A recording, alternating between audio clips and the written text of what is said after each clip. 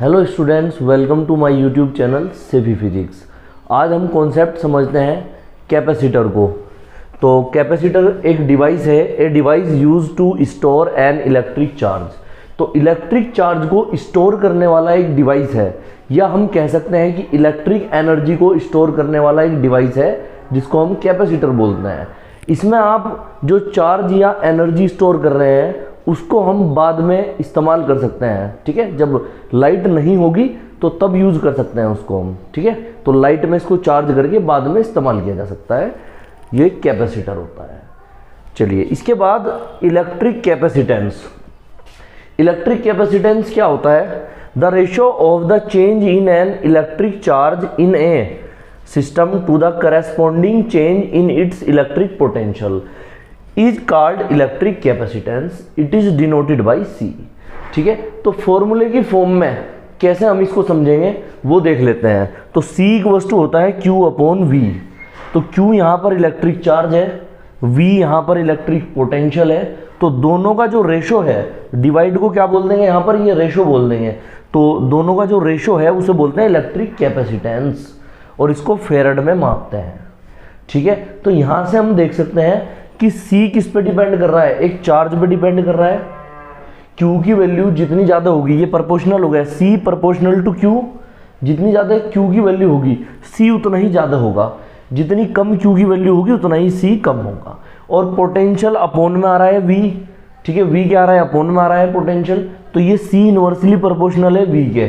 तो V की value जितनी ज़्यादा होगी C उतना कम होगा, V की वैल्यू जितनी कम होगी C उतना ज़्यादा होगा। तो इनवर्सली प्रोपोर्शनल होगा किसके? V के। इसकी यूनिट होती है फेरड। इसको F लिखते हैं फेरड को शॉर्ट में। ठीक है, तो इसको हम F लिख सकते हैं इस तरह से। अगला टॉपिक है हमारा electric capacitance for a spherical conductor. तो किसी स्फेरिकल कंडक्टर के लिए इलेक्ट्रिक कैपेसिटेंस कैसे निकलता है? तो सबसे पहले हम एक स्फेरिकल कंडक्टर ले लेते हैं। तो स्फेरिकल कंडक्टर ले लिया ये। ठीक है, इस कंडक्टर की रेडियस स्मॉल r है और सेंटर O मान लेता हूं, इस पॉइंट को A मान लेता हूं। ठीक है, plus Q charge uniformly distributed है इस पे। तो यहां पर प्लस चार्ज इस तरह से डिस्ट्रीब्यूटेड है, प्लस Q चार्ज डिस्ट्रीब्यूटेड हो गया। ठीक है, इलेक्ट्रिक पोटेंशियल जो है कंडक्टर का वो है V। तो V क्या है? इलेक्ट्रिक पोटेंशियल है। ठीक है, प्लस से चार्ज बाहर की तरफ निकलता है और पोटेंशियल भी होगा इस पे। ठीक है, तो हम इसको इस तरह से दिखा सकते हैं स्फेरिकल कंडक्टर को। आप इसको ऐसे शो कर सकते हो। ठीक है, एरो का साइन बाहर की साइड, तो उसका मतलब ये हुआ कि प्लस से चार्ज, जो इलेक्ट्रिक फील्ड लाइन है वो प्लस Q चार्ज से बाहर की तरफ निकल रही है। ठीक है, तो ये स्फेरिकल कंडक्टर हो गया। अब इसको लैंग्वेज में लिख लेते हैं। Consider a spherical conductor of radius small r and electric charge Q is uniformly distributed throughout the conductor. तो Q चार्ज क्या है? यूनिफॉर्मली डिस्ट्रीब्यूटेड है। The electric potential of the conductor is V। Then potential V है, इसके बाद क्या होगा? तो हमने इलेक्ट्रिक कैपेसिटेंस का फॉर्मूला पढ़ा है, वो लिखते हैं। इलेक्ट्रिक कैपेसिटेंस का क्या फॉर्मूला पढ़ा है हमने? इलेक्ट्रिक कैपेसिटेंस क्या होता है? C इक्वल टू होता है Q अपॉन V। इसको इक्वेशन नंबर 1 मान लेते हैं, इतने फेरड। ठीक है, ये मान लेते हैं। इलेक्ट्रिक पोटेंशियल का हमने फॉर्मूला पढ़ा था। क्या पढ़ा था इलेक्ट्रिक पोटेंशियल का फॉर्मूला? स्फेरिकल कंडक्टर के लिए। तो इलेक्ट्रिक पोटेंशियल हमारे पास क्या होता है? V इक्वल टू होता है 1 upon 4 pi epsilon not Q upon small r। ये होता है हमारे पास। इसको उठा के यहाँ पर रख देंगे, इसकी वैल्यू उठा के V को पुट कर देंगे इक्वेशन 1 में, आंसर आ जाएगा हमारे पास। Put the value of V in equation 1। तो 1 में रख देते हैं, तो क्या आ गया? C इक्वल टू आ गया Q अपॉन V की वैल्यू कितनी? 1 upon 4 pi epsilon not Q upon R। Q से Q कैंसिल हो गया, तो हमारे पास C की वैल्यू क्या आ गई?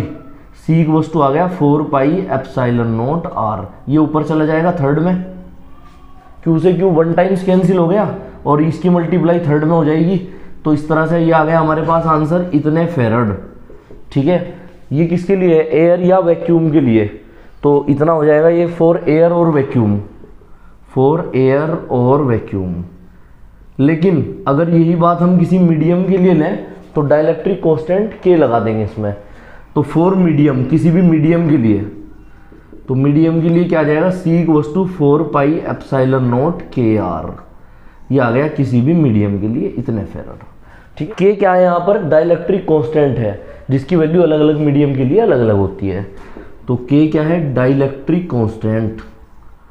डाइलेक्ट्रिक कांस्टेंट, तो K की वैल्यू जो होती है डाइलेक्ट्रिक कांस्टेंट की वो इन्फिनिटी होती है मेटल के लिए। ठीक है, K की वैल्यू 1 होती है एयर या वैक्यूम के लिए, K की वैल्यू 80 के अप्रोक्स होती है वाटर के लिए। ठीक है, ये पहले भी बता चुके हैं वीडियोस में।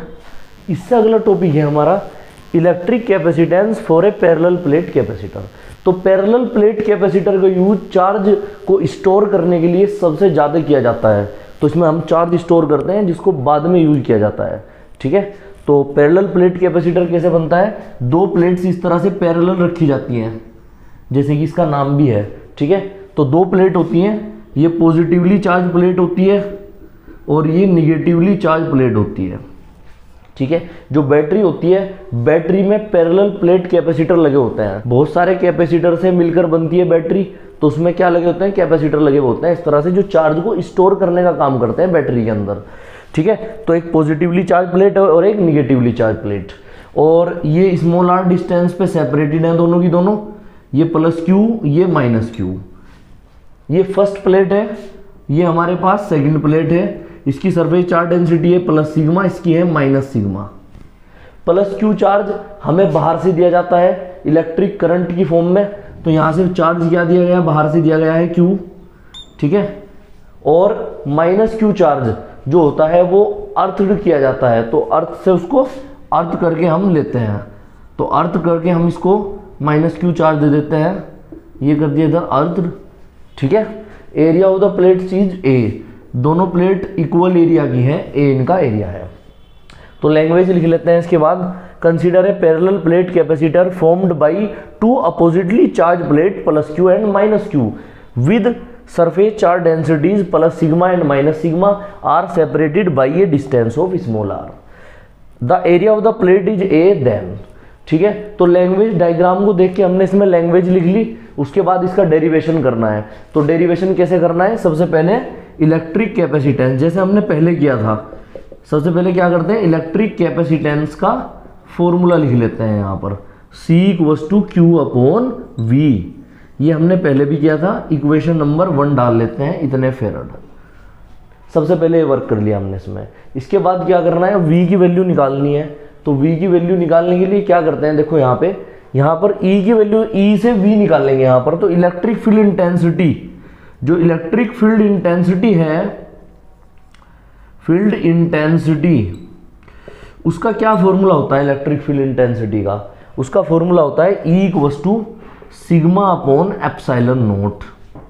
दो प्लेट के बीच में कभी भी इलेक्ट्रिक फील्ड इंटेंसिटी निकलती है तो E=σ/ε0 से निकलती है। तो सिग्मा की वैल्यू रख लेंगे कितनी, Q/A।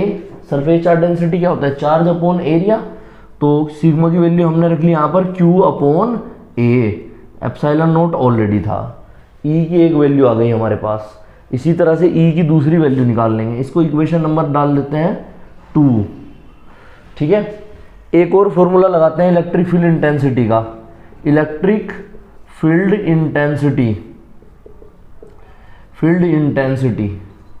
इलेक्ट्रिक फील्ड इंटेंसिटी का एक और फॉर्मूला होता है E=V/D। क्या होता है, V/D। तो V पोटेंशियल है, D डिस्टेंस है। यहाँ पर डिस्टेंस हमने स्मॉल r ले ली, चाहे स्मॉल r ले लो, इसकी जगह पर स्मॉल d भी ले सकते हैं। तो यहाँ पर डिस्टेंस आप स्मॉल d कर लो, इसकी जगह पर स्मॉल r ले लो या स्मॉल d ले लो। ठीक है, बात एक ही है।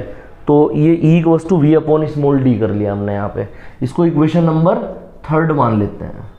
क्लियर, इक्वेशन 2 और 3 से E की वैल्यू बराबर रख लो। तो by equation 2 and 3 put the value of E equals, E की वैल्यू क्या रख लेंगे भाई, इक्वल्स रख लेंगे, बराबर रख लेंगे यहाँ पे दोनों से। तो V/D किसके इक्वल आ गया हमारे पास, Q/ε0 A के इक्वल आ गया। ठीक है, तो V की वैल्यू क्या आ गई, V आ गया हमारे पास QD/ε0 A। ये v की वैल्यू आ गई और ये v की वैल्यू पुट कर देंगे कहाँ पे, इक्वेशन नंबर 1 में। तो ये v की वैल्यू यहाँ रख दो इक्वेशन 1 में, तो आंसर आ जाएगा हमारे पास। Put the value of v in equation 1, equation 1 में रख दो। तो क्या आ जाएगा, c इक्वल्स टू आ गया हमारे पास q अपॉन, और v की जगह क्या लिख दिया हमने, q d upon epsilon not a। ठीक है, q से q कैंसिल हो गया, q एप्सिलॉन नॉट a ऊपर चला गया, तो c equals to epsilon not a upon d। इतने फेरड आ गया हमारे पास कैपेसिटेंस। ये एयर या वैक्यूम के लिए है, अगर मीडियम के लिए निकालेंगे, ये किसके लिए, फॉर एयर और वैक्यूम, एयर और वैक्यूम के लिए। और अगर फॉर मीडियम निकालेंगे हम, तो मीडियम के लिए हम क्या करेंगे यहाँ पर, फॉर मीडियम, मीडियम के लिए के लगा देंगे इसमें, तो सी के इक्वल्स टू के एप्सिलॉन नोट ए अपॉन डी। एप्सिलॉन नोट के साथ में के लगा देते हैं, वो मीडियम के लिए बन जाएगा। के यहाँ पर डाइलेक्ट्रिक कांस्टेंट है, ठीक है, जिसकी वैल्यू अलग अलग मीडियम के लिए अलग अलग होती है। देखिए इससे अगला हमारा टॉपिक है electric capacitance for a parallel plate capacitor when A slab is inserted between them. तो इलेक्ट्रिक कैपेसिटेंस निकालना है पैरेलल प्लेट कैपेसिटर के लिए, बट बीच में एक स्लैब को रख दिया गया है इस बार। ठीक है, तो कैसे निकालेंगे, इस तरह से हमने डायग्राम बनाया है। ये दो प्लेट है, पहले वाली प्लेट प्लस क्यू चार्ज है, फर्स्ट प्लेट, दूसरी वाली प्लेट माइनस क्यू चार्ज है फर्स्ट, ये सेकंड है, प्लस सिग्मा माइनस सिग्मा। ठीक है, ये डी डिस्टेंस पे सेपरेटेड है, और इनके बीच में आप एक स्लैब रख दी है, स्लैब रख दी ऐसे, स्लैब रख दी जिसकी विड्थ है टी, ये स्लैब रख दी जिसका डाइलेक्ट्रिक कांस्टेंट है के और विड्थ है टी। ठीक है, तो इसको चार्ज दिया हमने कितना, प्लस क्यू, और इसको अर्थ कर दिया जिसने इसको माइनस क्यू किया, अर्थ से क्या मिला इसको, माइनस क्यू चार्ज। ठीक है, अब यहां पर इलेक्ट्रिक फील्ड इंटेंसिटी भी दो तरह से होंगी। बाहर क्या है, बाहर एयर है सब, तो मैं लिख देता हूं यहां पर, ये मीडियम हो गया, ये तो हो गया मीडियम जिसका डाइलेक्ट्रिक कांस्टेंट है के, स्लैब, और बाहर है एयर। ठीक है, बाहर पूरी है एयर, तो इलेक्ट्रिक फील्ड इंटेंसिटी भी दो हो गई यहाँ पर। एक तो होगी इलेक्ट्रिक फील्ड इंटेंसिटी ई के मीडियम में स्लैब के अंदर, और एक इलेक्ट्रिक फील्ड इंटेंसिटी होगी ई नोट मतलब एयर में। ऐसे ही पोटेंशियल भी दो होंगे यहाँ पर, जो स्लैब है उसमें पोटेंशियल होगा वी के और बाहर होगा वी नोट एयर में। ठीक है, मीडियम, ये मीडियम है, मीडियम में वी के, एयर में वी नोट होगा। ठीक है, तो अब कैलकुलेट करते हैं कैसे कैलकुलेट करना है इसको। तो सबसे पहले हम कंसीडर कर लेते हैं, consider a parallel plate capacitor formed by two oppositely charge plate plus q and minus q with surface charge densities of plus sigma and minus sigma are separated by a distance of small d. ये language पहले जैसी है same. इसके बाद the area of the plate is a, ये भी same है। यहाँ एक लाइन बढ़ा दी है, slab of width small T is inserted between them. एक स्मॉल टी विड्थ की प्लेट को हमने इंसर्ट कर दिया उनके बीच में, देन। ठीक है, अब क्या निकालते हैं, इलेक्ट्रिक कैपेसिटेंस, इलेक्ट्रिक कैपेसिटेंस निकालते हैं, कैपेसिटेंस। ठीक है, क्या फॉर्मूला होता है इलेक्ट्रिक कैपेसिटेंस का, सी इक्वल्स टू होता है क्यू अपॉन वी, इतने फेरड, इक्वेशन नंबर 1। ठीक है, पोटेंशियल दो तरह से होगा, एक मीडियम में वी के और एक एयर में वी नोट। तो टोटल इलेक्ट्रिक पोटेंशियल क्या आ गया यहाँ पर, V equals to total electric potential, total electric potential V equals to क्या आ गया, V नोट प्लस वी के। ठीक है, तो V नोट प्लस वी के आ गया। V नोट की वैल्यू क्या लिख देंगे हम यहाँ पर, V नोट की वैल्यू क्या लिख देंगे, देखो एयर वाला हिस्सा क्या है, इस T विड्थ को छोड़ के, तो D में से T माइनस करके वो सब एयर वाला हिस्सा है, ये बचा हुआ ये और ये। ठीक है, तो हम कैसे लिखेंगे, वी नोट की value e not into D minus T plus v के की वैल्यू क्या है, वी के ये वाली जो विड्थ है टी जो विड्थ है ये वी के की वैल्यू है, तो वी के की वैल्यू रखेंगे ई के इंटू टी। ठीक है, तो इसमें दोनों में इनकी वैल्यू पुट कर लेते हैं। वी इक्वल्स टू कितना, ई नोट की वैल्यू क्या होती है, sigma upon epsilon naught D minus T plus E के की वैल्यू क्या होती है, के आ गया, मीडियम आ गया, तो एप्सिलॉन नोट के साथ भी के लगा लेंगे यहाँ पे, तो ई के की sigma upon K epsilon naught into T. Common आ रहा है, क्या कॉमन आ गया, sigma upon epsilon naught common, तो हमारे पास कॉमन क्या आ गया, v equals to sigma upon epsilon naught common, bracket में क्या बचा, d minus T plus T upon K, ये बच गया हमारे पास। सिग्मा की क्या वैल्यू है, q अपॉन ए, तो v इक्वल्स टू सिग्मा की q upon A into D minus T plus T upon K, ये वैल्यू आ गई हमारे पास v की। इस v की वैल्यू को उठा के यहाँ पे इक्वेशन 1 में रख दो, हमारे पास आंसर आ जाएगा। तो put the value of v in equation 1, equation 1 में रख दो, तो क्या आ गया हमारे पास, c equals to q upon v की value q upon epsilon note a d minus T plus T upon k, q से q कट गया, 1 टाइम्स कट गया, और ये थर्ड वाला जो पार्ट है ये फर्स्ट में चला गया मल्टीप्लाई से, तो c इक्वल्स टू कितना आ गया, epsilon note a upon d minus T plus T upon के, इतने फेरड आ गया आंसर। ठीक है, हैंस प्रूव्ड। अब इस डेरिवेशन के हम स्पेशल केस देख लेते हैं। ठीक है, तो अलग अलग वैल्यू लेके, फॉर मेटल्स के लिए k इक्वल्स टू क्या होता है, इन्फिनिटी। ठीक है, इन्फिनिटी होता है k इक्वल्स टू, तो हम क्या करेंगे वहां पर, c equals to epsilon note a upon D minus T plus T upon k की जगह पर इन्फिनिटी रख देंगे। जब इन्फिनिटी से t को डिवाइड करोगे तो 0 आ जाएगा, तो c इक्वल्स टू कितना आ जाएगा, epsilon note a upon D minus T plus 0। ठीक है, तो हमारे पास आंसर क्या आ गया, c equals to epsilon note a upon D minus t. पहला केस हो गया ये।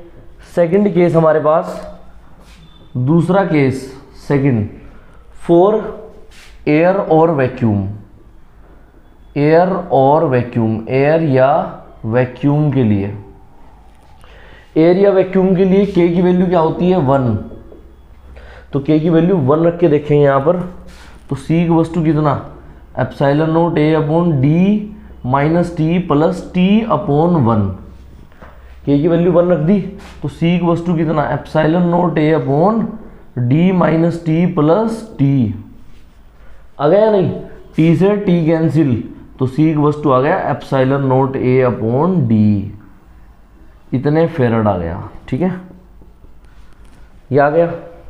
थर्ड केस है हमारे पास, इफ t इक्वल्स टू 0, जो विड्थ है वो 0 हो जाए, तो तब क्या होगा, तो स्लैब की जो विड्थ है वो 0 कर ली, तो क्या आ जाएगा, c equals to epsilon note a upon D minus 0 plus 0 upon k, तो ये दोनों 0 हो जाएंगे, 0 को कैसे डिवाइड करोगे, ये भी 0 ये भी 0, तो आंसर क्या आ जाएगा, c equals to epsilon note a upon D, इतने फेरड। चौथा केस है, अगर ऐसी n स्लैब्स को हम दोनों प्लेट के बीच में रख दें, तो तब क्या होगा, if n slabs of width कितनी भाई, t1 t2 so on tn and dielectric constant, जो डाइलेक्ट्रिक कांस्टेंट है, constants are k1 k2 so on kn are inserted between plates, then तब क्या होगा, तो दो हमारे पास ये प्लेट्स हैं, हमारे पास प्लेट्स हो गई इस तरह से ये, और इनके बीच में हमने क्या रख दिया, यहाँ पर बहुत सारी स्लैब्स रख दी बीच में, तो ये फर्स्ट प्लेट है, ये सेकंड प्लेट है हमारे पास। ठीक है, तो इसको पूरा फिल कर देते हैं, यहाँ से लेके यहाँ तक के पूरा फिल, ये इसको चार्ज दिया, ये इसको अर्थ किया, ये अर्थ कर दिया, इसको चार्ज दिया Q, तो ये प्लस Q, ये माइनस Q, ये प्लस सिग्मा, ये माइनस सिग्मा। ठीक है, तो ये कर दिया हमने, और ये स्लैब्स इस तरह से रख दी, एक पहली स्लैब हो गई, दूसरी स्लैब्स, तीसरी, और सो ऑन इन्फिनिटी तक इसी तरह से हमने सारी स्लैब्स रख दी। पहली स्लैब की जो विड्थ है वो है T1, यहाँ से लेके यहाँ तक की दूरी, दूसरी की है T2, तीसरी की है T3। ऐसे ही सो ऑन NV जो स्लैब है, यहाँ पर ये N स्लैब मान लो, इसकी है विड्थ TN। ठीक है, पहली जो स्लैब है इसका डाइलेक्ट्रिक कांस्टेंट है K1 पहली, ये दूसरी स्लैब, ये तीसरी स्लैब और ये NV स्लैब। तो इसका है K1, दूसरी का है K2, तीसरी का K3 और चौथी का है KN और NV का है KN। ठीक है, चौथी का K4 और NV का KN। ऐसे ही हमने इसको रख दिया। ये D डिस्टेंस है दोनों प्लेट्स के बीच में।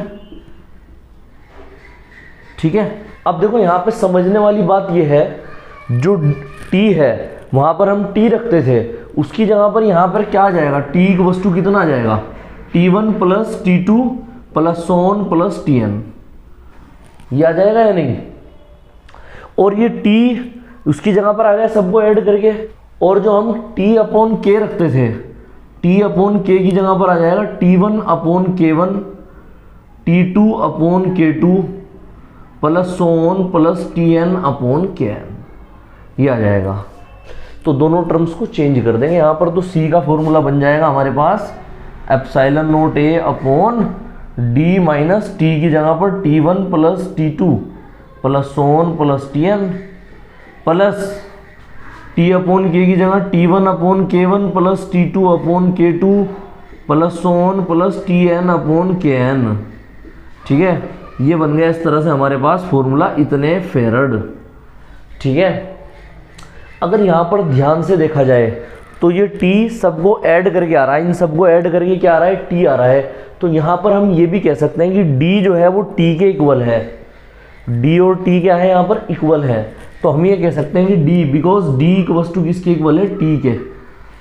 और ये T की वैल्यू क्या है हमारे पास, ये सब है। तो D की वस्तु किसके इक्वल हो जाएगा, T1 plus T2 plus so on plus Tn के। हो गया नहीं। तो इसकी जगह पर हम D रख सकते हैं, इस वैल्यू की जगह पर D रख सकते हैं हम ये।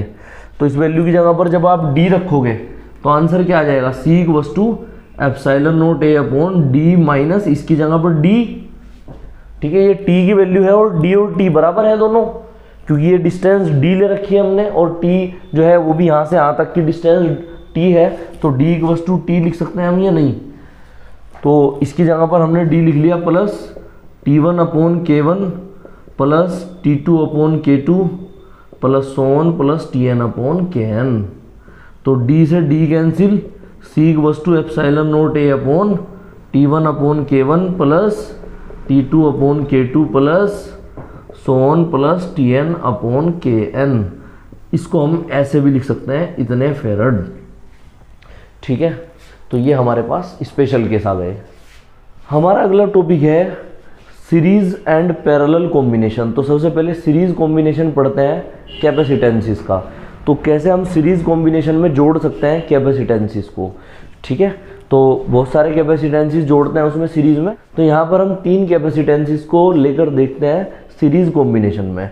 तो सीरीज कॉम्बिनेशन में क्या होता है, इलेक्ट्रिक चार्ज और electric current remain same and electric potential और voltage remains different in series combination of कैपेसिटेंसिस।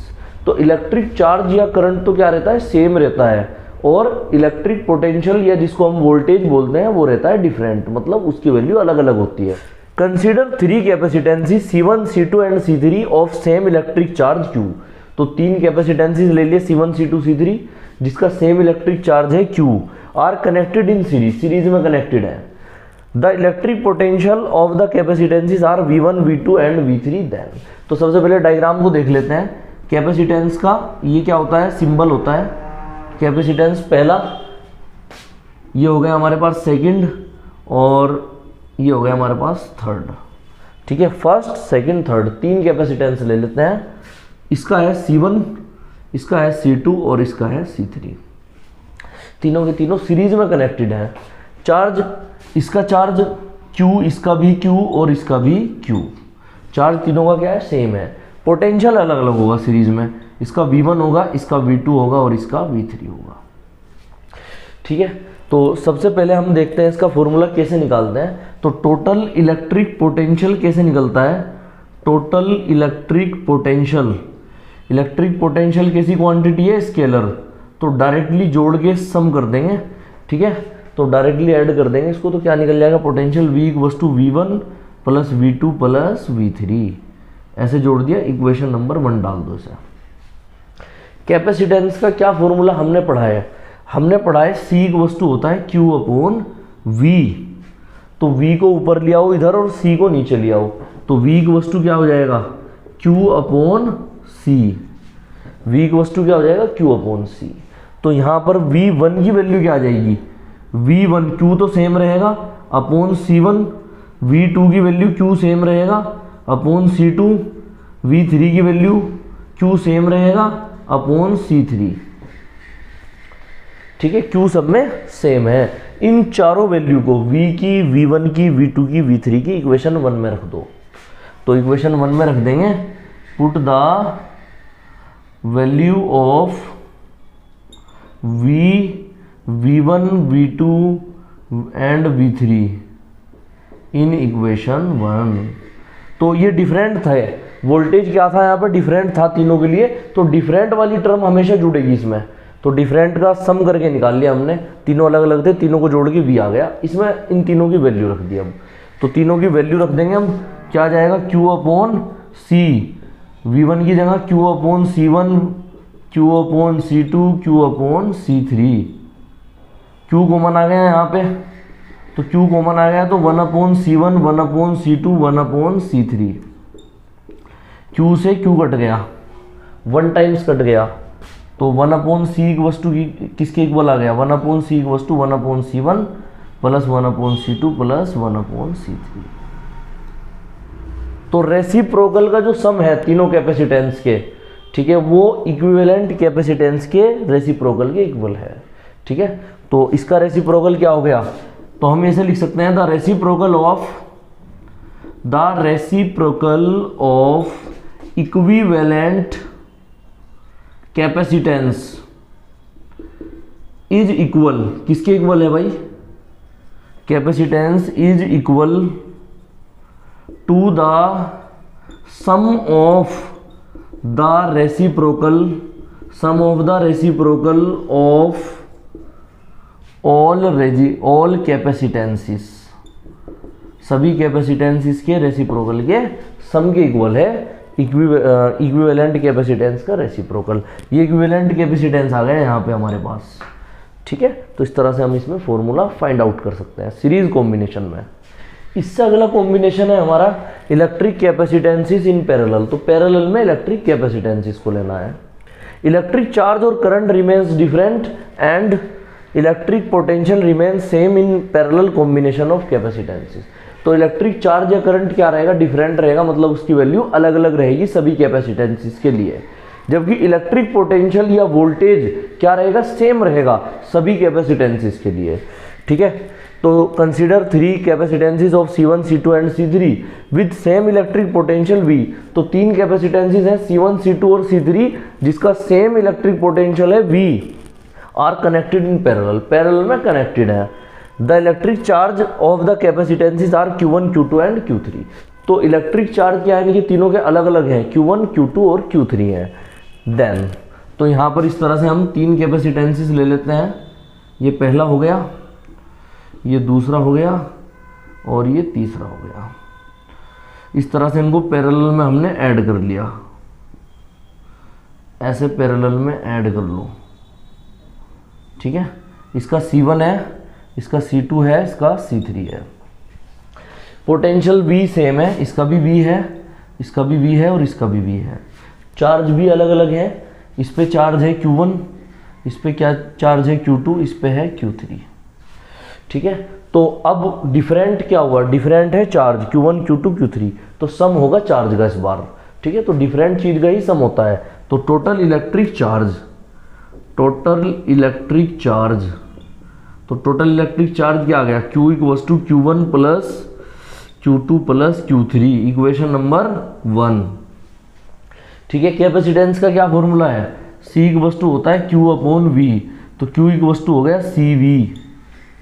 ठीक है, तो Q1 की वैल्यू निकाल लेंगे तो क्या आ जाएगा, C1V, V सेम रहेगा, Q2 की वैल्यू C2V, V सेम रहेगा, Q3 की वैल्यू C3V, V सेम रहेगा। ठीक है, इक्वेशन 1 में उठा के रख दो वैल्यू, Q1 की भी, Q2 की भी, Q3 की भी और Q की भी। Put the value of Q, Q1, Q2 and Q3 in equation 1। Equation 1 में उठा के रख दो। तो 1 में जब रखें Q की जगह CV, Q1 की जगह C1V, Q2 की जगह C2V, Q3 की जगह C3V। तो V क्या आ गया यहाँ पर, कॉमन आ गया या नहीं, तो C1 plus C2 plus C3, V से V कैंसिल, तो C की वस्तु आ गया C1 plus C2 plus C3। ये क्या आ गया, इक्विवेलेंट कैपेसिटेंस, इतने फेरड। तो sum of all capacitances, the sum of all capacitances, सारे कैपेसिटेंसेस का सम आ गया, is equal to the equivalent capacitance. Equivalent capacitance के इक्वल आ गया। ठीक है, तो ये क्या है, C यहाँ पर इक्विवेलेंट कैपेसिटेंस है, तो इसके इक्वल सारे कैपेसिटेंसेस का सम आ गया। यह है पैरेलल कॉम्बिनेशन का formula, C equals to C1 plus C2 plus C3। अगर आपको मेरी वीडियो अच्छी लगती है तो वीडियो को लाइक करें, ज़्यादा से ज़्यादा शेयर करें और चैनल को सब्सक्राइब करें। Thanks for watching my video.